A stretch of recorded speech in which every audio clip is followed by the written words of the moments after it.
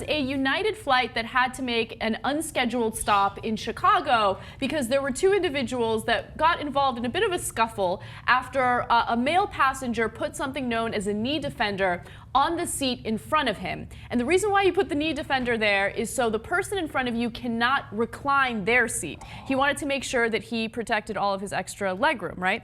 Well, the woman in front of him realized that had happened. She was really upset about it, so a flight attendant got involved.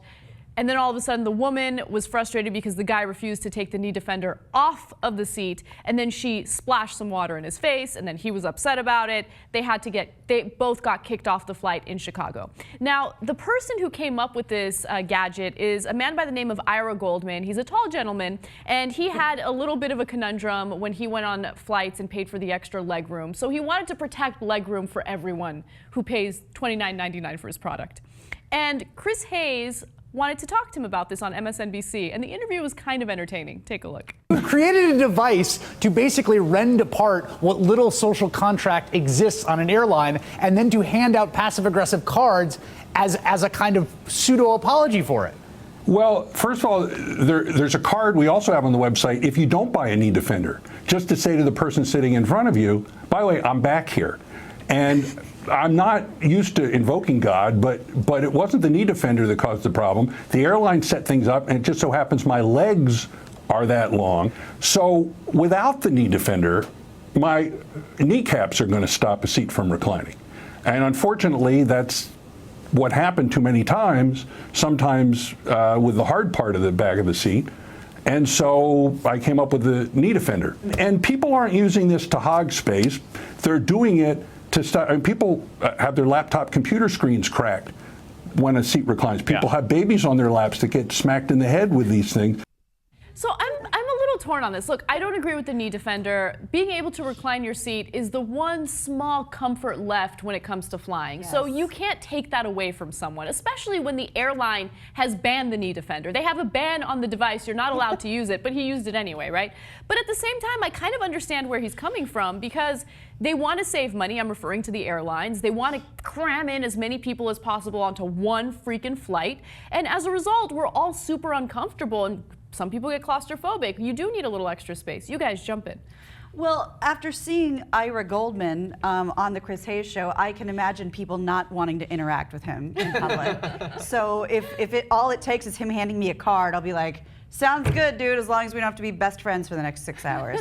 But it is really messed up. I mean, you're right. Like, you're paying so much money to sit so uncomfortably, and all of a sudden this feels like a luxury. Yes. So if somebody takes that away from you, and then the person in front of you, or if you're sandwiched in the middle basically, and then you feel bad, and it starts a terrible chain reaction. And I think the knee defender is a shitty thing to do to people. I think so too. I think it's odd because he is tall, and so he said the reason he developed it is because he's sick of not having enough leg room. But I think as a tall person, you should appreciate leaning back even more.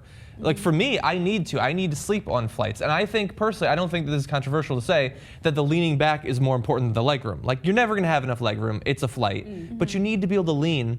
And I love the preparation required for it. Like it's not a product that the plane is selling where you sit down and you're like, shit, there's not enough room, I'll get it.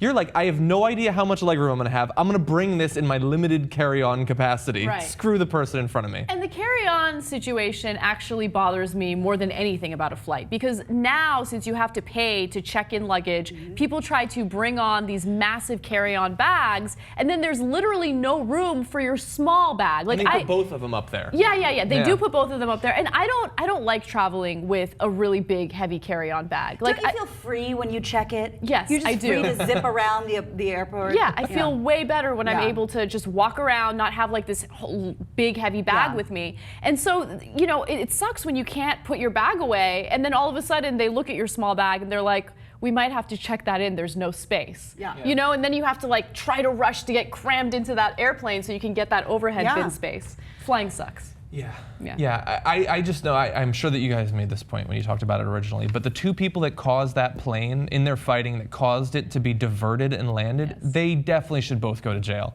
Like they wrecked the trips of hundreds of people possibly on that plane, and they just get to go about their day afterward, that they couldn't deal with this little problem? No, jail time, a month.